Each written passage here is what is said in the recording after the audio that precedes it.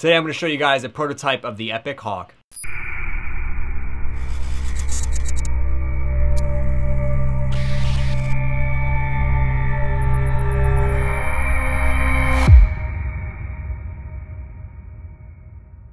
What's going on, Throne Army? I have something cool to share with you today. We have a prototype of Epoch's first head called the Hawk, and we got it from our buddy Connor Wilson over at Lax All-Stars, who got it from Epoch themselves. They wanted to get their prototypes and hands on some stringers, so string it up and give them feedback on it. So without further ado, let's get into the head. Here is the Epoch Hawk. We got it in black. We strung it up with a king pocket with 15 mil neon green fade. Up top we have gray and neon green on the sides, gray in the throat, black nylon, and white shooters. We wanted to go with an Epoch theme for the prototype, so we kind of based it on their newest generation shafts. If you guys don't know who Epoch is, they're a shaft manufacturer now getting into the head market, and they make these really cool flex carbon fiber shafts that our buddy Joe Vitale is a part of as well. So definitely cool. I have one, and Connor uses a lot of them too, which I think is pretty cool. They're definitely awesome product. As you can see, it says Connor Wilson's name on the side in gold, and I actually got to pick the flex that I wanted, so I went the middle of the ground. So I believe this was a 5 flex. It's pretty cool that they're testing out different flexes and different plastics, trying to get the head as perfect as they can. I'm going to start off first with the stringing because I'm a stringer.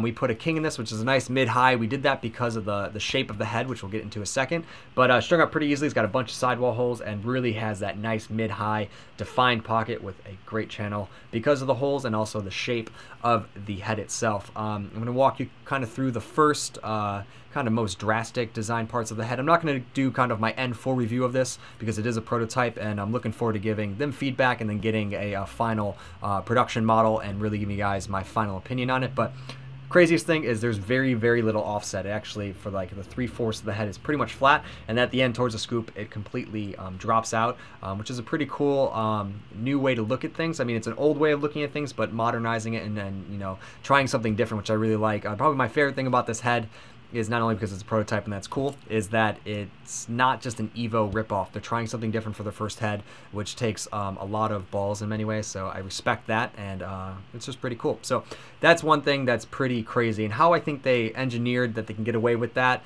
in this kind of modern age of heads is the sidewall design. It actually it's kind of scalloped. It drops in here where the low part of the ball would sit, kind of the lower part of the pocket, and then gets higher. And so it really, the deepest part of the pocket is going to be that mid-high, and I think that's what they're going for. They're looking for, you know, for a lot of people to string mid-highs in this head itself. I tried to bump it down a little bit to just try and see what would happen, and it just got ugly really quickly, so I didn't pursue that at all. I can definitely see the release if it's a lower pocket kind of going out, and then being a really kind of short, snappy release that I think would lead to kind of weird shaped pockets, kind of similar to what Easton did with their stealth head, but this is a little bit this is better in terms of that. I just didn't want to put a low pocket on it for the first one. Kind of wanted to string it up how I think it should be strung up for the first one before we really dive into it. So yeah, it's pretty much can only be that mid-high in terms of being really defined, which is nice. It's going to feel like a rock in there because of how the sidewall is designed. In terms of the actual structure of the sidewall, pretty simple.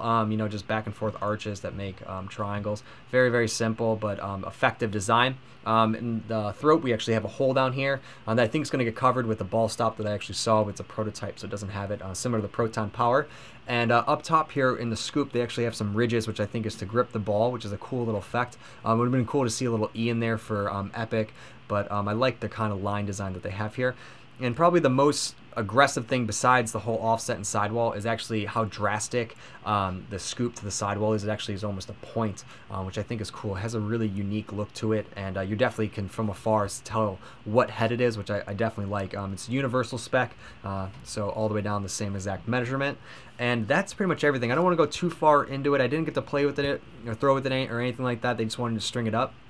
So don't want to give you guys kind of my final call. I'll do that when I get a production model of it, but definitely awesome. They're doing something different, which I really appreciate it, and I'm just excited to see where they go with the technology and kind of the finished product all in all. So that's everything for the prototype of the Epoch Hawk. Let me know what you guys think of the Hawk and the stringing in the comments below, and I'm excited to give it to them this week in LaxCon. It's going to be really cool meeting those guys and talking shop on shafts and heads for the most part. So that's everything, guys. Hope you enjoyed it, and I'll talk to you guys soon.